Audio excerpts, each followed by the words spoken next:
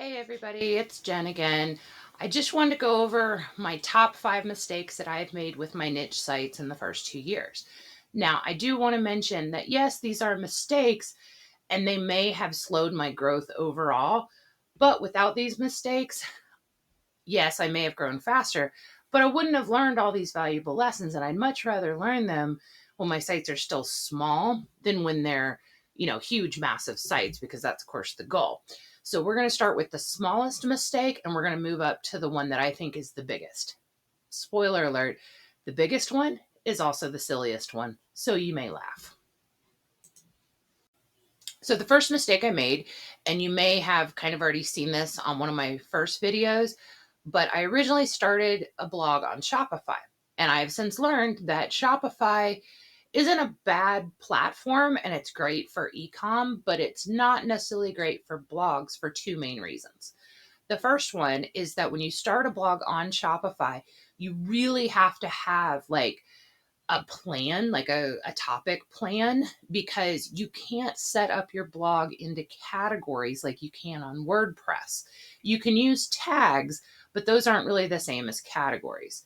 And with Shopify, you can start multiple blogs for the same site, and those essentially become your categories. But here's the kicker: once you start a blog post and it's in one category, you can't move it to a different category. So you really have to have your site structure already planned out on Shopify. The second thing is affiliate marketing works fine on Shopify, but if you ever want to add display ads, it is just a pain. First, from changing the DNS records for Zoic, Shopify does not like this. And after about a month or so, it'll start telling you that there's an error that could negatively impact your site.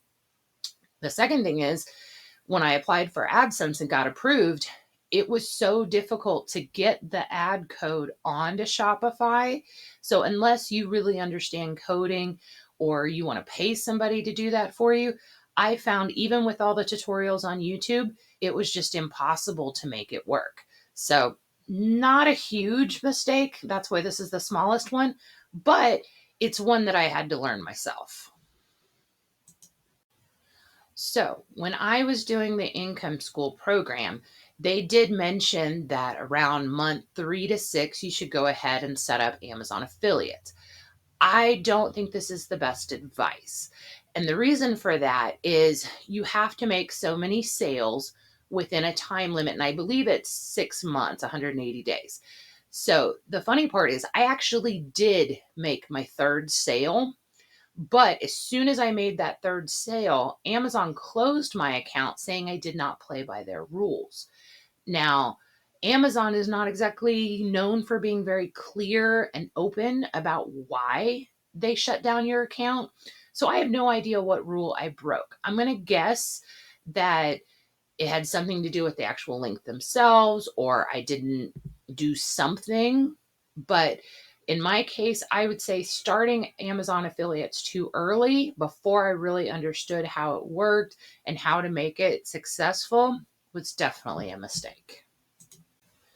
Number 3, I know I mentioned this in an earlier video, but it's still worth repeating. My first big site started as a YML niche, and that means your money, your life. Now, this isn't necessarily a bad thing. It's just that if you go into the YML niche, like personal finance, stock market, fitness, anything health related, it will take longer because it's going to take longer for Google to trust you. So I would not suggest starting a YML niche as your first or second site. Maybe your third or fourth once you actually understand more about what you're doing. Now, here's the caveat for here. I figured out a way to make my YML niche into a non-YML niche. So my site that I call my personal finance site, it's such a teeny tiny part of the personal finance niche, and I cover it so much that I've become the authority on it. So just a good rule of thumb, these niches aren't off limits, but I would just wait until later because they do take 2 to 3 times as long to start showing some growth. Okay, so now we're getting into the meat of it. Number 4 is I had no clue about keyword research. And I actually tried to find the most perfect and cheap tool out there to do it with. But that doesn't really exist. Now I'm building on a budget, so I can't afford $100 a month for Ahrefs. And a lot of the other ones that are recommended are about $100 a month. So as you know, I started with the income school, and honestly, I just didn't understand their keyword process.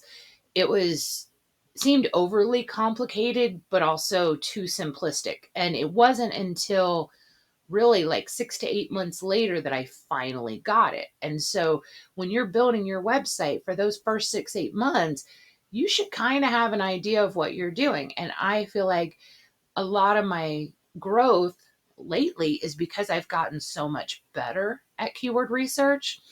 But at the beginning, I just kept trying to find a super easy and a cheap tool that would just hand me the keywords and let me know that they were good. And let me tell you, that doesn't really exist.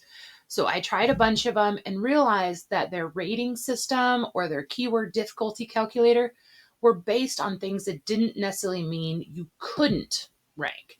So, for example, if you look up a keyword and it shows that it had a really, really high keyword difficulty, you may not attempt it. But when you actually looked at the SERPs, the ones that were showing up in the top 5 had a bunch of links to those articles, but a lot of times they weren't actually answering the question. So they were being shown because Google didn't have an answer to that question. They always show something. So that's when I started to really realize that keyword research is part of it. The other part of it is actually the search intent and what the searcher is looking for and what's going to be helpful to them based on that question. So this became kind of a game changer because now, if you saw my keyword research video, you can see that I don't necessarily care what the results of their algorithm is to tell you whether or not it's a good keyword. I just want the information, and then I go look and actually see if those articles are helping the searcher and they're actually giving them the answers that they are wanting. And this is really where you find the gold nuggets. You don't need a whole bunch of money because even Ahrefs isn't going to tell you if the top 5 results are actually answering the question and doing a good job of it. Okay, so number 5 is what you name your pictures really does matter.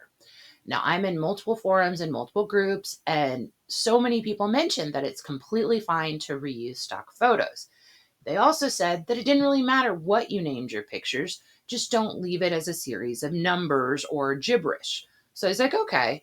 So I had a series of 50 articles and I picked out 4 really good stock photos that really went with it. And here's the kicker. I used those same 4 photos for all 50 articles, and I didn't change the name from that first article all the way to the 50th article. So all 4 photos had the exact same picture name for all 50 articles. Because Google doesn't care what you name it, right? Well, I was wrong because all of these articles were very underserved. I was the only one answering the questions, so it should have been a slam dunk that they hit the top 5.